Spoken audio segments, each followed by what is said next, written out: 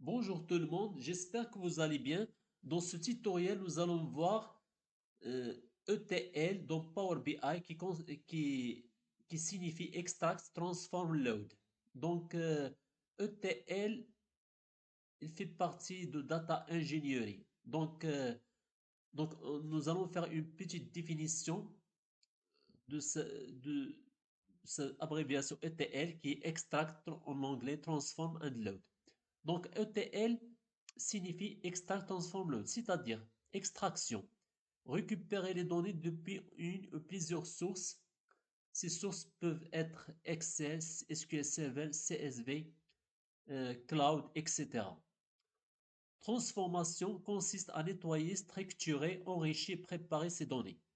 Enfin, chargement qui consiste à envoyer les données transformées dans un modèle Power BI pour les analyses et les visualisations. Donc, en d'autres termes, je vais faire une petite explication de ETL, qui est Extract Transform Load en anglais. C'est un processus qui consiste à collecter les données de diverses sources dans le but de transformer en format approprié pour l'analyse et l'analyse de le charger dans un système cible. Donc notre système cible ici, c'est Power BI. Dans notre cas, le système cible Power BI, donc maintenant, je vais vous expliquer comment appliquer ce processus dans Power BI Desktop. Donc nous allons ouvrir Power BI Desktop.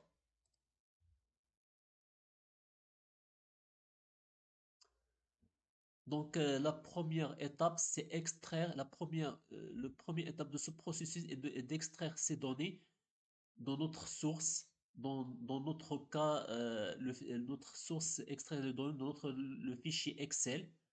Soit on importait les données à partir d'Excel, extraire les données à partir de là, ou soit dans cette icône classeur Excel.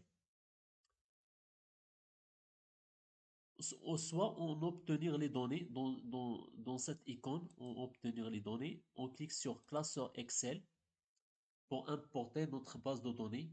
Donc, qui fait partie de notre première étape de ce processus qui est extraire. Donc, on va cliquer, donc notre base de données en format Excel, on va cliquer là-dessus.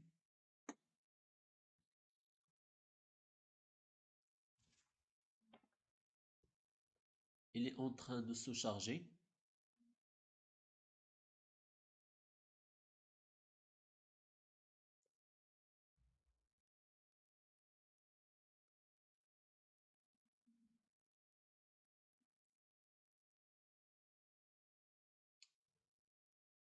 Donc, dans la deuxième étape de ce processus, nous allons travailler sur deux tables, deux requêtes, à savoir orders qui est commande et users qui est les managers. Donc, on va cocher orders, users.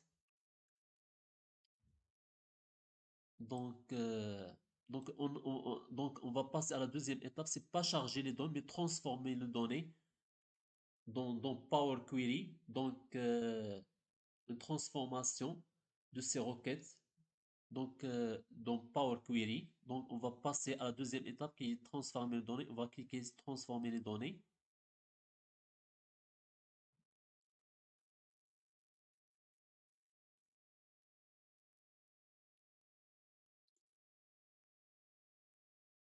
On va patienter un peu.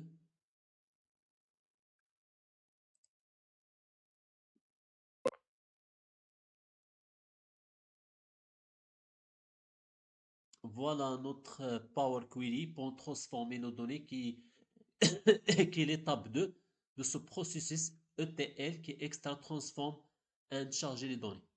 Donc, comme vous le voyez, euh, il n'y a pas de nom de colonne. Donc, c'est la raison pour laquelle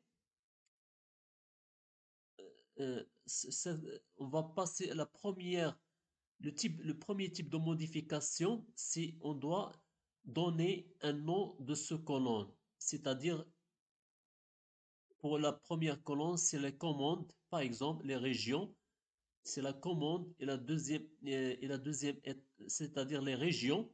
Pour la première, pour le nom de ce colonne et le deuxième colonne, le nom c'est le manager. C'est la raison pour laquelle on va cliquer sur là, sur cette icône qui est là, comme vous le voyez. Je vais cocher, je vais cliquer sur cette flèche. On utilise la première lettre pour les en-têtes. Voilà.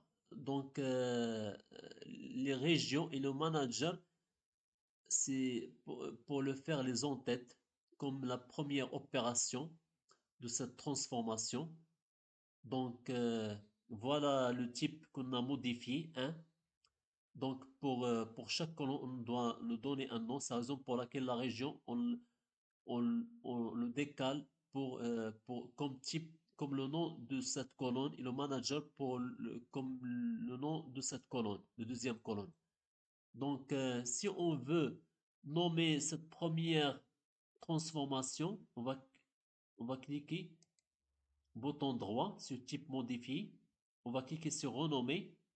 Pour renommer la première modification de de cette transformation, on va cliquer sur renommer. En tête. On va choisir le nommer en tête. On va cliquer sur ce premier type de transformation. On va cliquer sur Entrée. Voilà.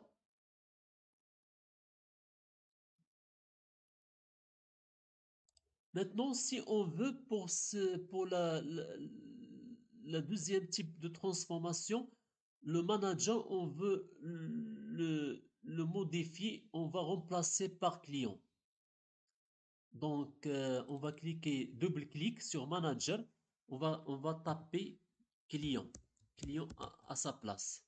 On va cliquer sur entrée.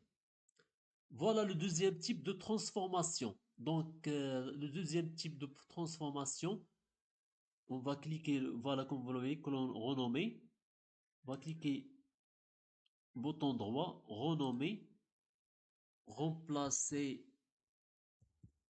remplacer manager par client. On va cliquer sur entrée. Voilà le deuxième type de transformation. On a remplacé manager par client. Il y a d'autres types de modifications pour la deuxième étape de ce processus qui est transformation. Par exemple, on peut le transformer par ici, par cette icône. On clique droit. Par exemple, si on veut fractionner la colonne, modifier le type, supprimer les deux blancs, supprimer les zéros, etc. Soit par là, en cliquant sur bouton droit, soit par là, transformer, en cliquant sur cette icône-là, transformer, il y a transposer, il y a fractionner les colonnes par délimito, etc. Donc la deuxième étape, qu'on a fini, voilà maintenant qu'on a fini la deuxième étape de ce ETL qui est la transformation des données. Donc Power Query, on va aller sur Accueil pour fermer et appliquer ces transformations, cette deuxième étape de ce processus. On clique sur cette flèche, fermer, on va sur Accueil, on va cliquer sur Fermer, Appliquer. Soit on clique sur Fermer, Appliquer, soit on a trois options, soit Fermer, Appliquer, soit Fermer. Mais on va choisir Fermer, Appliquer. Donc on clique là-dessus.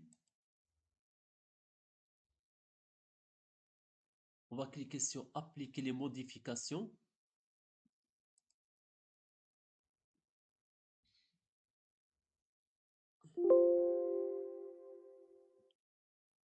Il est en train de s'appliquer ces modifications concernant la deuxième étape qui est la transformation des données dans Power Query.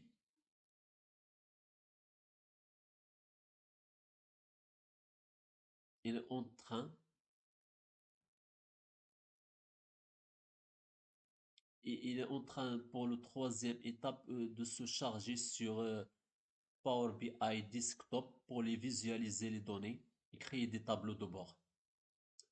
Voilà, finalement, la deuxième étape de transformation de données, elle a été accomplie et accomplie avec succès.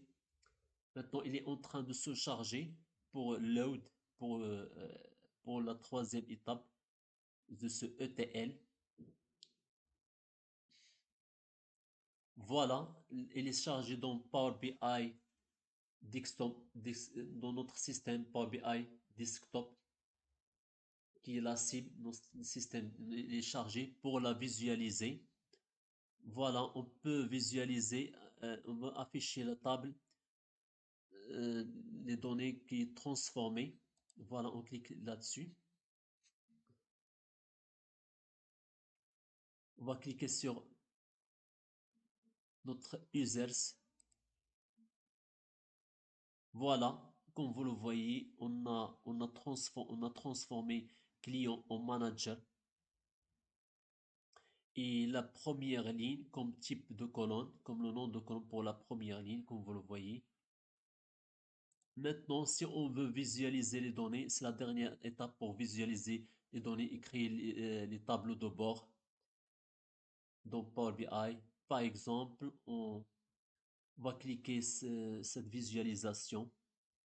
Par exemple, on va choisir cette visualisation. Par exemple, on va choisir la requête orders, table orders. On va cliquer sur City. On va cliquer sur Product. On va choisir un autre. On va soit Country. On va choisir notre visualisation plus simple.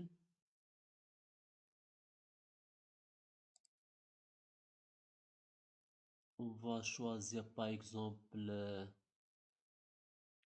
Profit.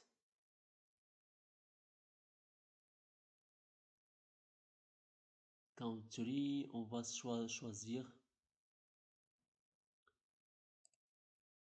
Orders. On peut choisir cette visualisation.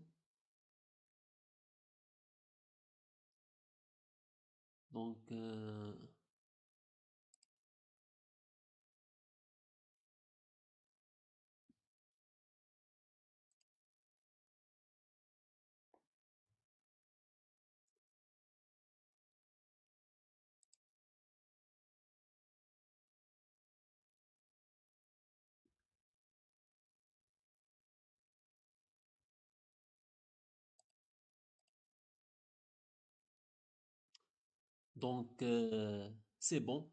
Donc, comme vous le voyez, on peut, voilà, on peut aller. et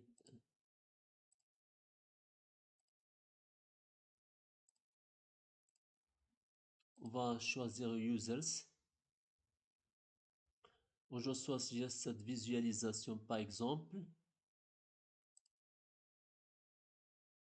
On va, c'est pas là. Voilà. Et finalement, on peut voir le graphique en secteur. Et voilà, c'est la fin. Donc, la troisième étape, c'est la visualisation des données, comme vous le voyez. C'est la troisième qui charge les données pour la visualiser dans notre système cible Power BI. Voilà, on a créé le tableau de bord. C'est la dernière étape de ce processus qui est load pour visualisation de. Merci pour votre attention.